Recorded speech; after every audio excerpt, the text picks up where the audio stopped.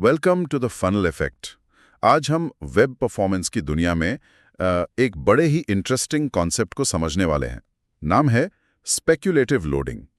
हमारे पास Mozilla development network यानी एमडीएन से कुछ अच्छी जानकारी है और हम देखेंगे कि ब्राउज़र्स कैसे अंदाज़ा लगाकर वेब पेजेस को और तेज़ बनाने की कोशिश करते हैं। सोचिए, अगर ब्राउज़र पहले ही जान ले कि आप अगला कौन सा लिंक दबाने वाले हैं और आपके क्लिक करने से पहले ही वो पेज तैयार होने लगे।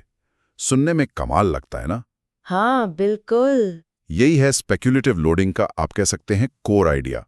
तो चलिए इसको थोड़ा खोलकर समझते हैं। तो सबसे पहले बिल्कुल बेसिक से शुरू करते हैं। ये स्पेक्युलेटिव लोडिंग आखिर है क्या? हाँ, तो देखिए, स्पेक्युलेटिव लोडिंग का मतलब है कि ब्राउज़र एक तरह से भविष्य का अंदाज़ा लगा रहा है। वो ये प्रिडिक्ट करने की कोशिश करता है कि यूज़र शायद अगला कौन सा पेज देखेगा या उसे किन रिसोर्सेज की, मतलब फाइल्स की ज़रूरत पड़ सकती है। अच्छा। और फिर उस प्रिडिक्शन के आधार पर वो कुछ काम पहले ही कर लेता है, जैसे ज़रूरी फाइल्स डाउनलोड करना या सर्वर से कनेक्शन बनाना या पेज को बैकग्राउंड में रेंडर करना शुरू कर देना।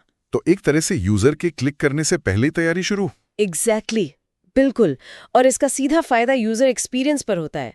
जब अगला पेज झट से खुल जाता है या कभी-कभी तो इंस्टेंटली, तो वेब नेविगेशन बहुत स्मूथ लगता है। और ये जो प्रिडिक्शंस हैं, ये या तो डेवलपर बता सकता है ब्राउज़र को, जैसे हिंट्स देकर कि ये लिंक्स इंपॉर्टेंट है, या फिर ब्राउज़र खुद भी अंदाज़ा लगा सकता है यूज़र की हिस्ट्री देखकर या माउस कहाँ घूम रहा है, इस तरह की चीज़ों से। अच्छा, तो ये काम कैसे करता है?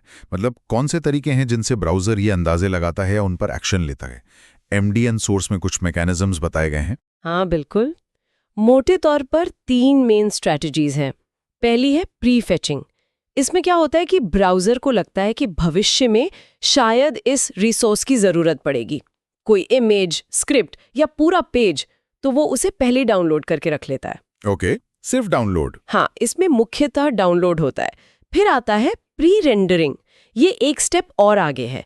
इसमें ब्राउज़र न सिर्फ रिसोर्सेज डाउनलोड करता है, बल्कि पेज को बैकग्राउंड में, मतलब अदृश्य रूप से रेंडर भी कर लेता है। ओहो। तो जैसे ही आप क्लिक करते हैं, पेज एकदम तैयार मिलता है। इंस्टेंट लोड जैसा एक्सपीरियंस होता है। वाओ। हाँ। और तीसरा? तीसरा है प्री कनेक्टिंग। ये थोड़ा अलग है। ये भविष्य के कम्युनिकेशन के लिए रास्ता बनाता है। मान लीजिए ब्राउज़र को लगता है कि आपको किसी दूसरी वेबसाइट के सर्वर से कनेक्ट करना पड़ेगा, तो वो कनेक्शन बनाने के जो शुरू के स्टेप्स होते हैं ना, हाँ, वो डीएनएस लुकअप, टीसीपी हैंडशेक, इसका वो पहले ही कर लेता है, ताकि जब सच में डेटा चाहिए हो तो कनेक्शन तुरंत बन जाए। समझ गया। तो ये 3 मुख्य टूल्स हैं ब्राउज़र के पास: prefetch, prerender, preconnect. अब ये ब्राउज़र खुद तय करता है कब क्या करना है, या डेवलपर का भी इसमें रोल है? दोनों चीजें होती हैं। जैसे सोर्स में भी लिखा है, क्रोम जैसा ब्राउज़र कई बार एड्रेस बार में लिखते ही खुद ही प्री रेंडर करना शुरू कर देता है, अगर उसे लगता है कि आप वही साइट खोलेंगे। लेकिन डेवलपर्स के पास भी बहुत सारे टूल्स हैं। वो HTML टैग्स या APIs इस्तेमाल करके ब्राउज़र को स्पेसिफिक हिंट्स दे सकते हैं। अच्छा। कि भाई ये वाला रिसोर्स प्रीफेच कर लो या इस सर्वर से प्री कनेक्ट कर लो। और इन्हीं डेवलपर टूल्स पर अब हम थोड़ा डिटेल में बात कर सकते हैं। हाँ, ये जरूरी है। डेवलपर्स को पता होना चाहिए कि उनके पास क्या ऑप्शंस हैं। तो चलिए पहला टूल देखते हैं। Link rel equal to preconnect.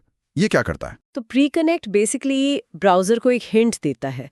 ये कहता है, देखो, यूज़र को शायद जल्दी इस वाली दूसरी डोमेन से, मतलब क्रॉस ओरिजिन सर्वर से रिसोर्स चाहिए होगा, तो तुम उससे कनेक्शन अभी से बना लो। पूरा कनेक्शन, मतलब डीएनएस, टीसीपी, टीएलएस, सब? हाँ, ये तीनों स्टेप्स इसमें शामिल होते हैं: डीएनएस लुकअप, टीसीपी कनेक्शन और टीएलएस हैंडशेक। तो ये किन चीज़ों के लिए बेस्ट है? ये उन थर्ड पार्टी ओरिजिन्स के लिए सबसे ज़्यादा फायदेमंद है जो आपके पेज के लिए बहुत ज़रूरी है, मतलब क्रिटिकल है। जैसे आपका मेन CDN जहाँ से इमेजेस आ रही हैं, या कोई ज़रूरी API। इनसे कनेक्शन बनने में जो टाइम लगता है वो आप पहले ही बचा लेते हैं। कई 100 मिलीसेकंड्स बच सकते हैं इससे। अच्छा, पर क्या इसे हर एक्सटर्नल लिंक के लिए लगा देना चाहिए? कोई डाउनसाइड भी है? हाँ बिल्कुल है।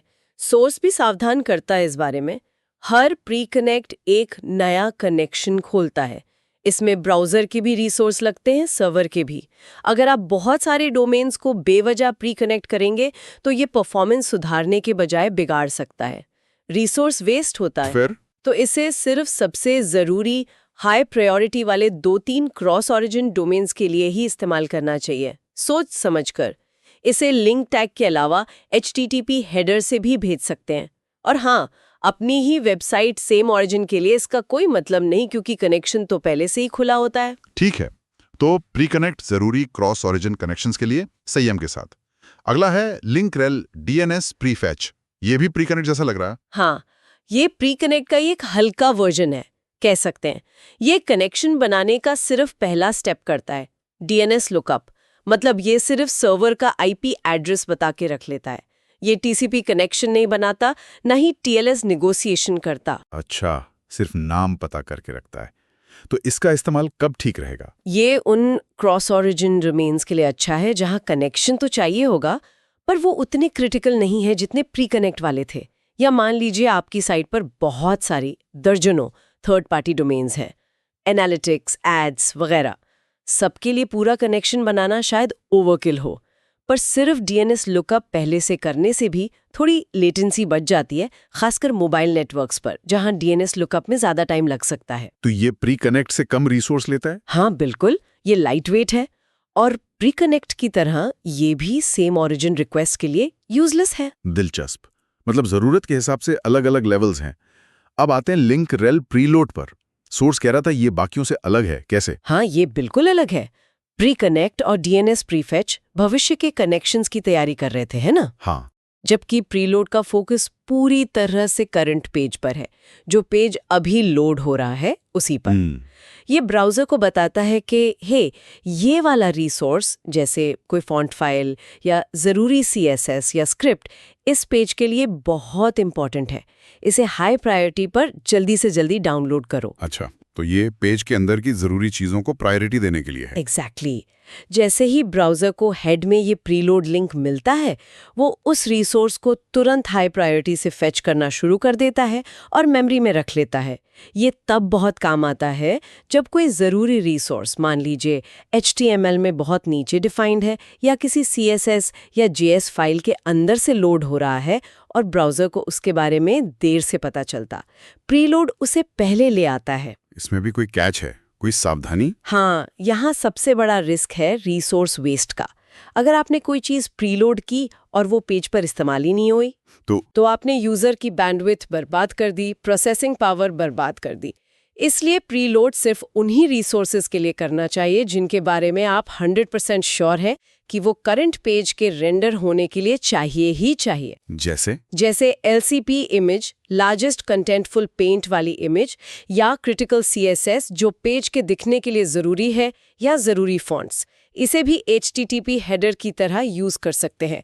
और अगर रिसोर्स इस्तेमाल नहीं भी हुआ तो कैश हेडर्स ठीक हों तो वो HTTP कैश में चला जाएगा, पर मेन मकसद करंट नेविगेशन को स्पीड अप करना है। और इसी प्रीलोड का एक स्पेशल वर्जन भी है जावास्क्रिप्ट मॉड्यूल्स के लिए, लिंक रेल मॉड्यूल प्रीलोड।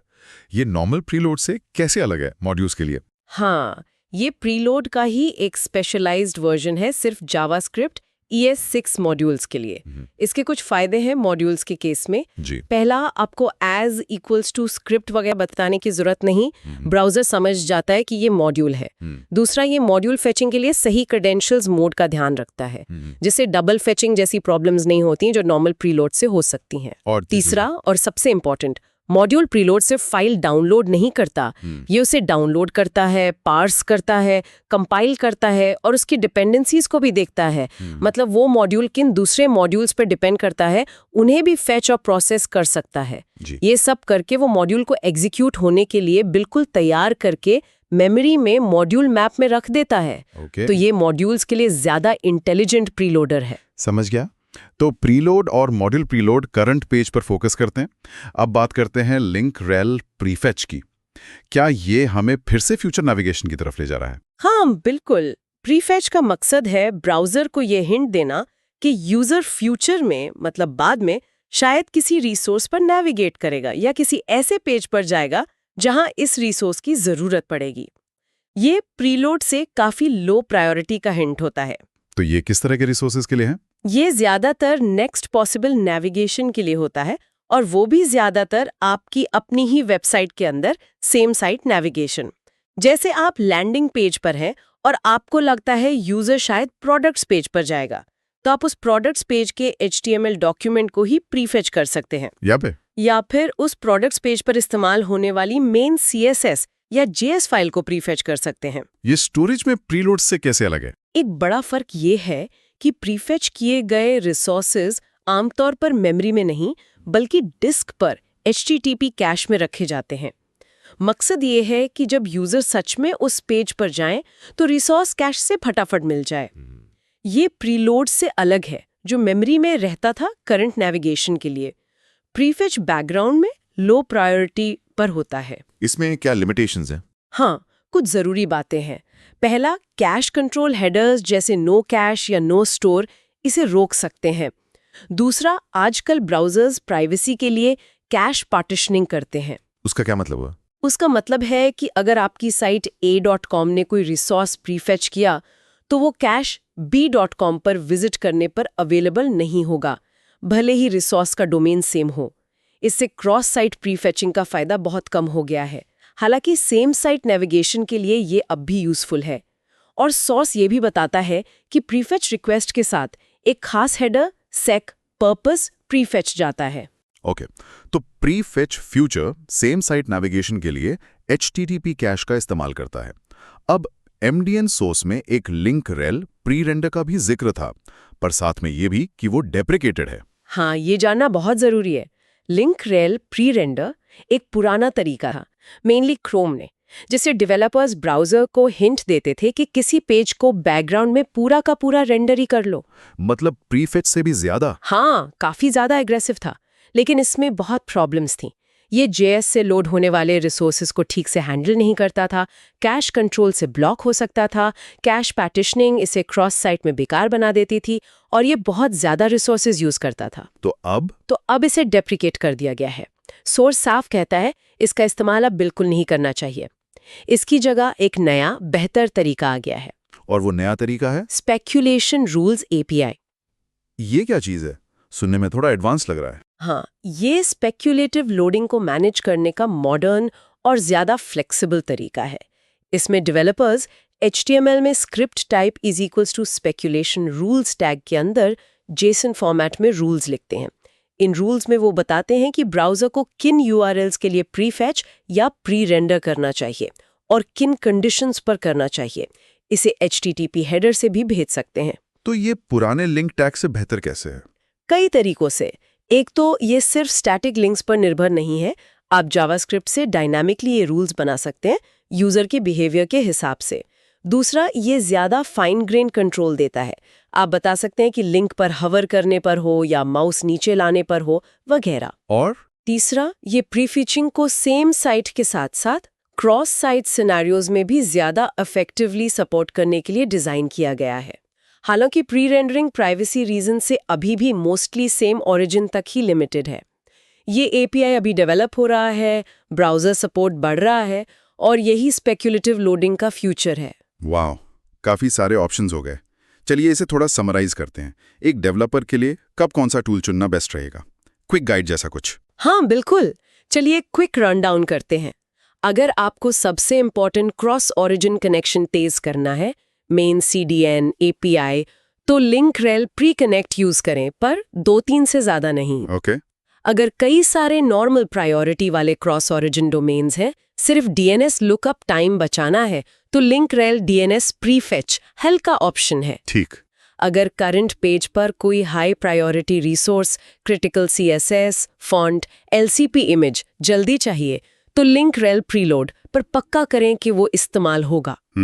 अगर वो high priority resource current page पर JS मॉड्यूल है, तो लिंक रेल मॉड्यूल प्रीलोड ज्यादा स्मार्ट है। Got it. अगर फ्यूचर सेम साइट नेविगेशन के लिए कोई रिसोर्स या सब रिसोर्स HTTP कैश में रखना है, तो लिंक रेल प्रीफेच काम आ सकता है। लेकिन अगर आप पूरा डॉक्यूमेंट फ्यूचर नेविगेशन के लिए प्रीफेच करना चाहते हैं, सेम साइट या क्रॉस साइट, और जहां ब्राउजर सपोर्ट है, तो स्पेक्यूलेशन रूल्स API का प्रीफेच रूल ज्यादा मॉडर्न और केपेबल है। और पुराना लिंक रेल प्री रेंडर बिल्कुल नहीं, यूज ना करें।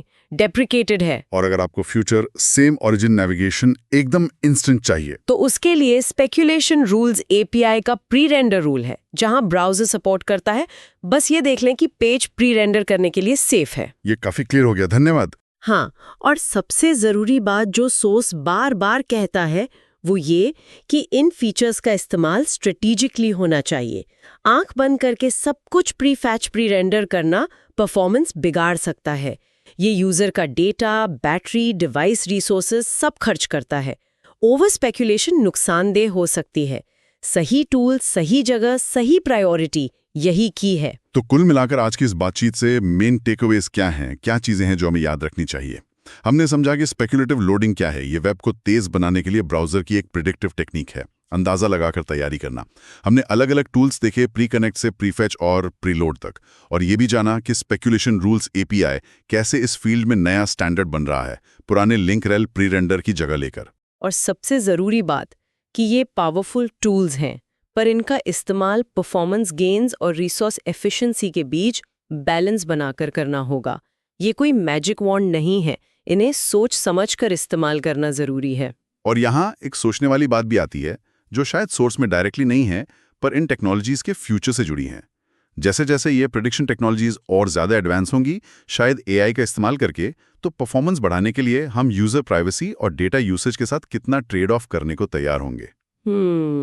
ये तो गहरा सवाल है। हाँ, इन प्रिडिक्शंस को और एक्यूरेट बनाने के लिए कितना डेटा चाहिए होगा, वो डेटा कैसे यूज होगा, इसके क्या सोशल और एथिकल इम्प्लीकेशंस हो सकते हैं, ये एक बड़ा एरिया है जिस पर आगे बहुत डिस्कशन होगा। बिल्कुल। इसी विचार के साथ आज के लिए हम यहीं रुकते हैं। Thank you for watching the funnel effect.